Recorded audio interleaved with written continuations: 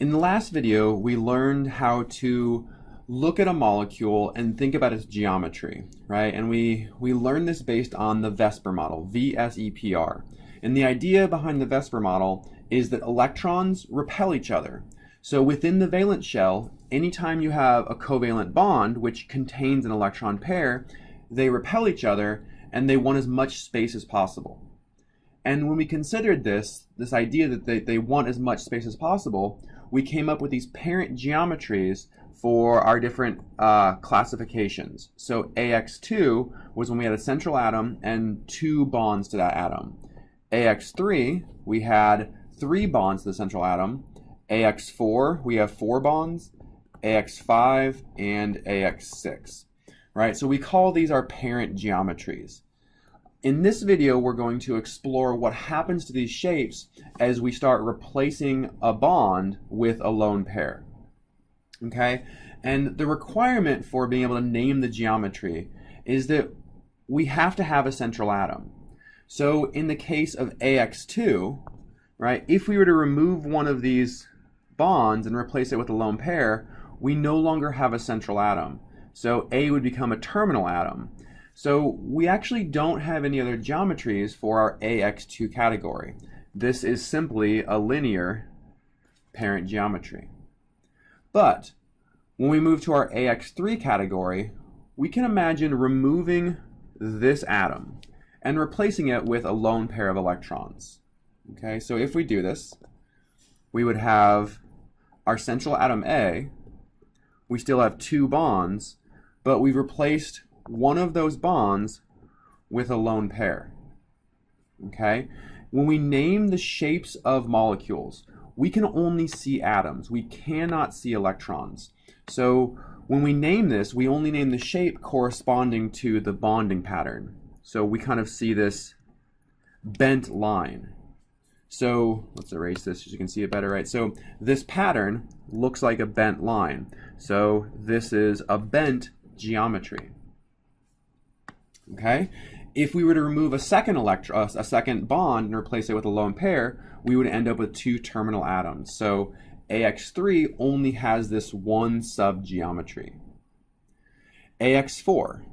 Okay? So with AX4, let's start by removing this top pair. Okay? Let's remove the top bond and replace it with a pair of electrons. So when we do this, we still have our central atom. We still have the bond going behind the plane, the bond coming out towards you, and this one is in the plane of A. And then above it, we have a lone pair. Okay, so this shape is a little bit hard to see, but the idea is that these 3 X's, these 3 atoms, form a triangle at the bottom of a pyramid. Okay, again, when we look at this in 3 dimensions in our class activity, we'll be able to see it much more clearly. But so the idea here is that we have a pyramid that has a triangle on the bottom. That triangle is made by our 3 terminal atom, our 3 X's. So this is trigonal pyramidal. It's a triangle pyramid. So overall, the shape is a pyramid, and the base of the pyramid is a triangle. Okay? So if we were to remove a second atom and replace it with a lone pair, so let's go back up to our geometry up here. If we were to, let's say, remove these 2 atoms and replace them with lone pairs, I'll redraw this in a way that makes it a little bit easier to see. We'll put on our lone pairs where those bonds used to be. And now we end up with a bent line again, right? So we have 2 bonds. The bond is not straight, it's not 180 degrees, so this is now bent again. The difference in the 2 bent geometries is the bond angle. So we know that the AX3 geometry started at 120 degrees, and the AX4 started at 109.5. So a bent geometry that originated from a tetrahedron will have a 109.5 degree bond angle, and the bent that originated from AX3 will have a 120 degree bond angle. Okay, otherwise that's the only difference between these geometries. All right, let's do AX5.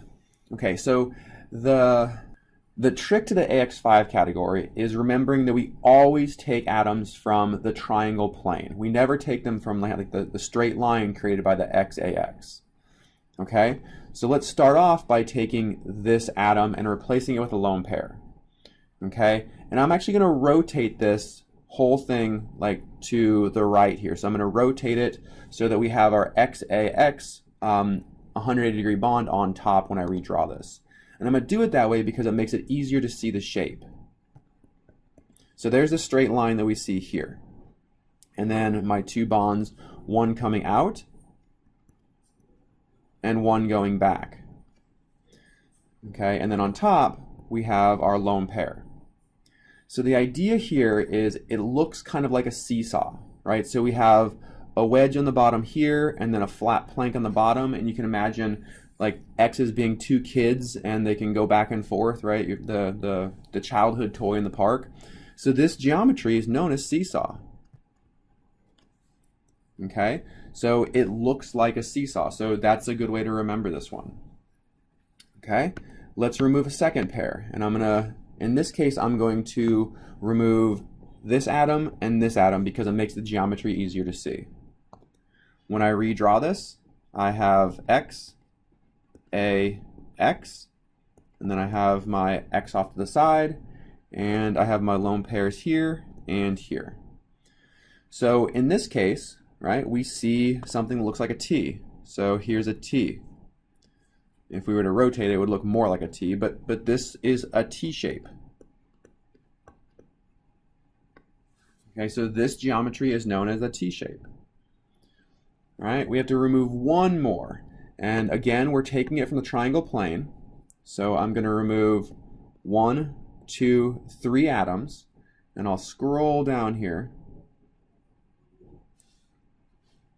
So when I redraw this, I have X, A, X with 3 lone pairs around the central atom. And again, this is, so this looks like a straight line, and this geometry is linear. The only difference between this linear geometry and the linear geometry from AX2 is the number of lone pairs around the central atom.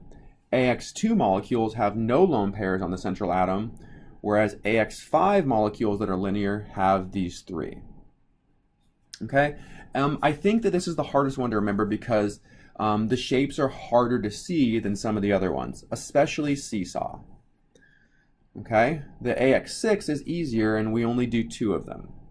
So we're going to start by removing this atom right here, and we're going to replace it with a lone pair. All right, so when we redraw this, I have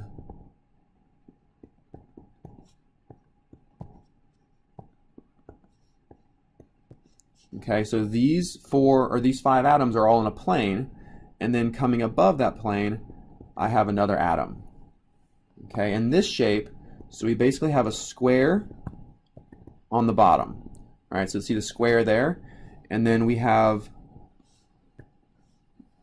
a pyramid that comes up off of that square. So we have a square base, but the overall molecule looks like a pyramid. And this is known as square pyramidal.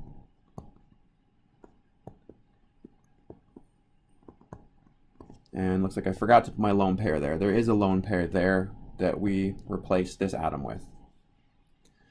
Okay, so we have one more shape, and that's replacing this second bond that's directly across from the first one we replaced.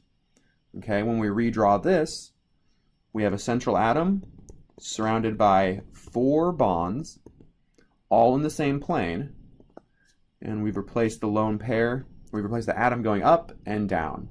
So in this case, we have our square again, and this square is in a flat plane. So the name of this geometry is square planar. Okay, so if you're able to draw molecules out with these geometries, right? So thinking about the Vesper model, the name oftentimes becomes fairly intuitive if you can see the shape. It just takes practice drawing these things enough and recognizing patterns. So if you draw a molecule that has a central atom with 4 bonds and 1 lone pair, that's a seesaw geometry. If you draw a molecule that has 4 bonds and 2 lone pairs, that's a square planar geometry. Okay, this takes practice. I encourage you to do that.